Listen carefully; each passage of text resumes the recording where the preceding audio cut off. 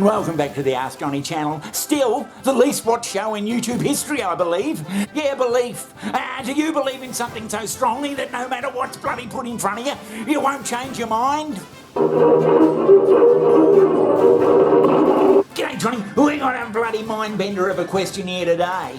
Hey, Johnny, it's going to be a bloody good show today, I can tell. What have you got for us?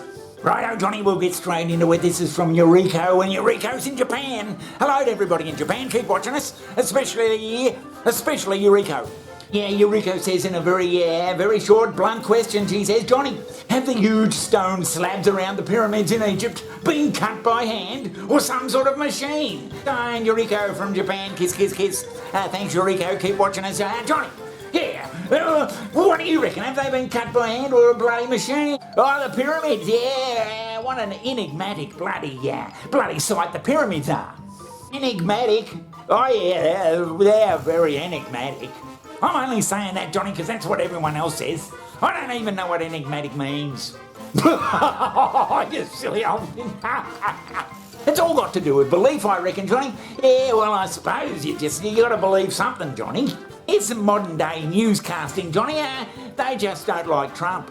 Former Attorney General Bill Barr, his new book is One Damn Thing After Another, Memoirs of an Attorney General. Great title. I know it's not your saying, but it's a great title. Thanks.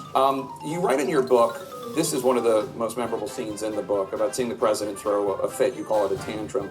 This is the summer before the election, during the protests outside the White House in the wake of... Funny, because, he was just this knucklehead. I knew him before he was... a president. He was just a guy who was chasing girls. Every time he went out, he'd come over and be like, what's the name of that girl? That's all he was. Peril. By the way, Costa will be joining me soon. It's a look at both the 2020 campaign and final days of the Trump administration. The book is an indictment of Donald Trump personally and relies heavily on the chairman of the Joint Chiefs of Staff, Army General Mark Milley. And the people who are watching these shows, they've probably reached a decision that they don't like Trump either. Oh, the Trumpster, yeah. And here's another bloody set of news broadcasters. They don't like bloody Joe Biden. Oh, Joe, yeah, good old Joe. Now we start with the Fox News Alert this busy Friday news night. Welcome to Hannity. Now tonight we are at the bitter end of what was another horrific, terrible week for the Biden administration. But it's Friday, so you know what that means. Joe Biden is now kicking back for another restful weekend of ice cream away from the White House. Now, meanwhile, our country is falling apart in Congress. Congressman, thank you so much for being with us. The Biden administration has shifted to blaming these rising gas prices on Putin. It's the latest in a series of excuses for the rise in inflation. It is true. And the people who are watching them, they've already reached a conclusion that they don't like bloody Joe Biden. Yeah. I know people who hardly ever watch the news but can't stand Trump. Yeah, right.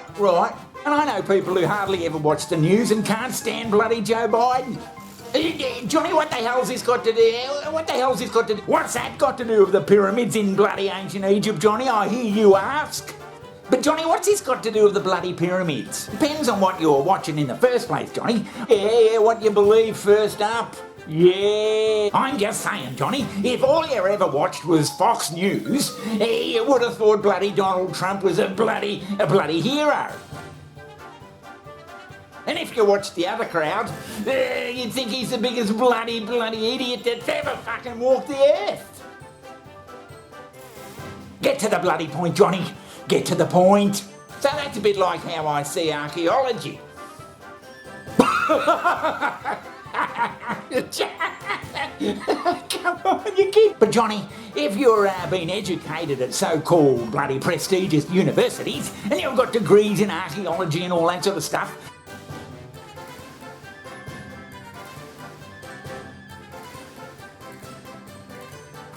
some sort of mechanical bloody device doesn't even enter your bloody head. Right, yeah, I see what you mean. You're not even going to think it, are you? Because it's not in any of the books and not taught at any universities that there could have been power tools a million years ago. What the bloody hell did it then, Johnny? So, have a look at these bloody saw cuts here, Johnny. Why indeed?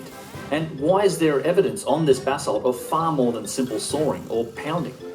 Hoffmeyer does go on to speculate for a ceremonial religious purpose for the basalt pavements in his paper, but does not concern himself further with any analysis or investigation into how they were manufactured. They look to me like some bloke with some power grinder or some bloody big heavy bit of machinery has come along and he's dipped it in the bloody stone there and had a bit of a go. Oh, yeah. And he's moved across a little bit and he's had another bit of a scratch and go, yeah, and he's done another bloody cut and then he says, no, the thing's bloody blunt, we're going to have to sharpen it, and stops cutting. Why do I think that? Because if they were cutting the way that the academics were saying they were cutting it, that'd be a 27-hour bloody cut, just for no reason at all. What for practice?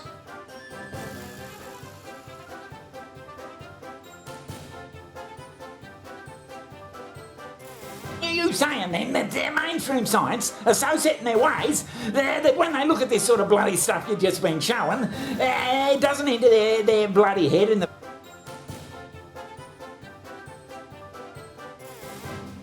Many traces look just like a side effect. For instance, there's a block that a craftsman left 2 deep cuts on. It looks like the craftsman waved his hand with a circular saw or a conventional knife negligently, as if cutting some foam plastic. However, it is the solid black basalt, not some soft foam plastic. So why is it that mainstream Egyptologists so steadfastly refuse to acknowledge this evidence? And if you've been taught all that stuff, Johnny, as I said, you don't even bloody think that there might have been a power saw used back there. Because it's not even in your thinking.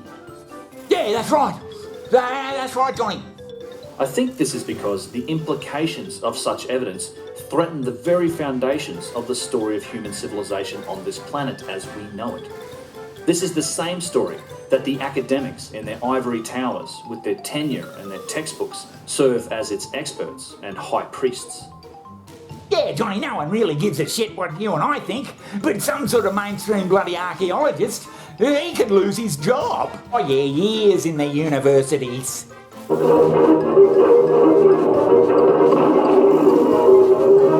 So in summing up, Johnny, and for Eureka, I don't know whether the bloody stuff's been cut by machines or what the fucking hell it's been cut with. Come on, Johnny, you've got to do better than that.